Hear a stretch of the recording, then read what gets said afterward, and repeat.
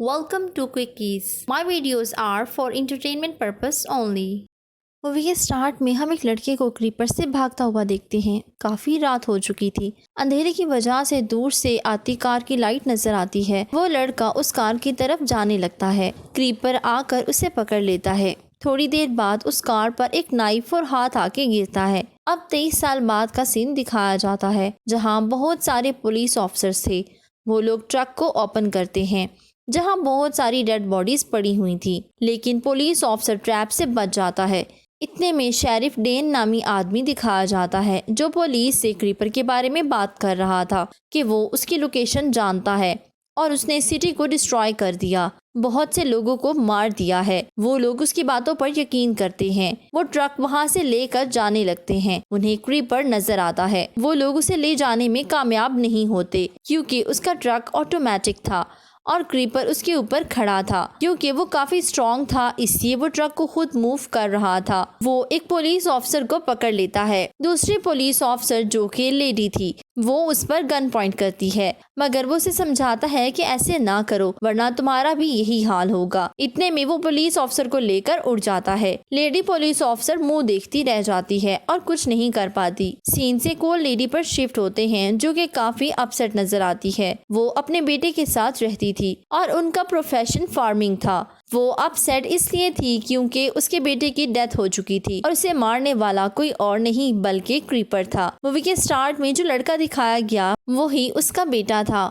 उसे एक ड्रीम दिखाई देता है, जहां उसे उसका बेटा कहता है क्रीपर आने वाला है, क्योंकि उसका एक हाथ उनके खेतों में दफन था और इसे लेने वो जरूर आएगा। ये सब उसका बेटा उसे बता रहा था, इसलिए वो लेडी क्रीपर का हाथ बाहर निकाल लेती है। कुछ लड़के बाइक पर आते हैं। उनमें एक लड़का काफी रूड था। वो सबके साथ बुरा सलूक करता था। इंसानों से तो वो बुरा सलूक करता था ही, वो एनिमल्स को भी बहुत बुरे तरीके से ट्रीट करता था। वो अपने फ्रेंड्स के साथ एनिमल्स को तंग करने आया था ताकि उन्हें नुकसान पहुंचा सके। उनकी नजर क्रीपर के ट्रक पे जाती है।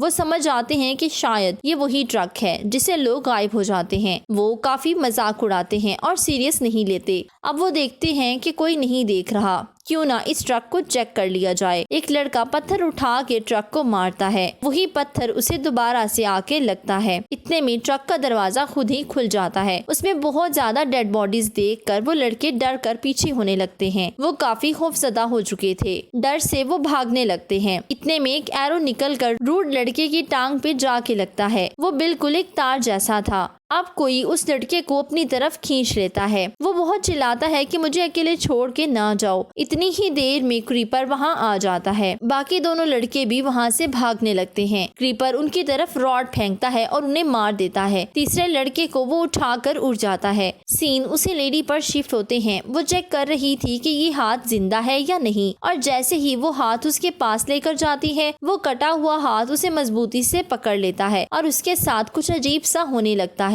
शेरिफ डेन आकर चेक करता है और हाथ को टच करने से उसके साथ भी सेम होता है। उसकी कंडीशन काफी खराब हो जाती है। सीन्स एडिसन नामी लड़की पर शिफ्ट होते हैं, जो अपने फ्रेंड के साथ आई थी। वो दोनों आपस में बातें कर रहे थे कि तभी एक आदमी अपनी कार के पास नजर आता है। वो काफी इंजर्ड था, जिसकी काफी ब्लीडिंग हो रही थी। क्रीपर उनके पीछे खड़ा था, जो किसी लड़के पर अटैक करने वाला था। वो लोग भागने की कोशिश करते हैं। इतने में क्रीपर उनकी गाड़ी के सामने आ जाता है। क्रीपर को एडिसन अच्छी लगी थी। वो उसे अपने साथ ले जाना चाहता था और उसे ट्रक में डाल देता है। वो रूड लड़का अभी तक जिंदा था। अब वो ट्रक में लगे ट्रैप में फंसकर मर जाता है। अब सिर्फ एडिसन वहाँ जिंदा थी। उधर शेरिफ डेन एडिसन के घर जाता है और उसकी लोकेशन पता करवा लेता है। शेरिफ और सार्जेंट ट्रक को फॉलो कर रहे थे। सार्जेंट ट्रक के टायर पर फायर करता है, लेकिन बुलेट वापस आ जाती है और ये कार आउट ऑफ कंट्रोल हो जाती है। पुलिस ऑफिसर सामने से फायर कर रहे थे और यूं पुलिस ऑफिसर की डेथ हो जाती है। अब सार्जेंट और शेरिफ की गाड़ी पर फायरिंग होती है, जो कि साइड पे गिर जाती है। क्रीपर बाहर आता है और सार्जेंट उस पर फायर करता है। पहले तो उसे फर्क नहीं पड़ता, फिर क्रीपर के सर पर एक बुलेट लगती है, जिससे उसकी कैप नीचे गिर जाती है। अब वो उसकी तरफ थ्रोइंग स्टार फेंकता है, जिससे सार्जेंट की गन गिर जाती है। इतने में उस पे वो अटैक करने लगता है। तभी शेरिफ उसका नाम लेता है। क्रीपर गुस्से से उसे छोड़कर शेरिफ की तरफ बढ़ता है। वो एक मशीन पर चढ़ जाता है जिस पर उसने गन फिक्स की हुई थी। दोनों में काफी फाइट होती है जिसे क्रीपर को थोड़ी सी इंजरी होती है और शेरिफ अपनी जान से हाथ धो बैठता है। अब सीन्स एडिसन पर शिफ्ट होते हैं जो अभी तक ट्रक में जिंदा थी। वो खुद को छुपाने की कोशिश करती है लेकिन क्रीपर उसे ढूंढ लेता है। दोनों में फाइट होती है। एडिसन खुद को सेव करने की कोशिश करती है। इतने में क्रीपर का अपना ही ट्रैप उसे लग जाता है और उसकी आंखों के आर पार हो जाता है। अब एडिसन भाग जाती है और क्रीपर उड़ने की कोशिश करता है मगर नहीं उड़ पाता क्योंकि शेरिफ डैन ने उसके एक पर को जख्मी कर दिया था। क्रीपर फिर भी हार नहीं मानता और उसके पीछे भाग रहा था। इतने में एक तेज लाइट आती है और एक ट्रक था जो उसकी तरफ बढ़ रहा था। वो उसे जोर से हिट करता है मगर क्रीपर फिर भी बच जाता है। वो एडिसन के घर के बाहर आ जाता है। बाहर एक नोट लिखा था, हम जानते हैं तुम कौन हो। क्रीपर का काटा हुआ हाथ भी वहाँ मौजूद था। वो उसे तोड़ देता है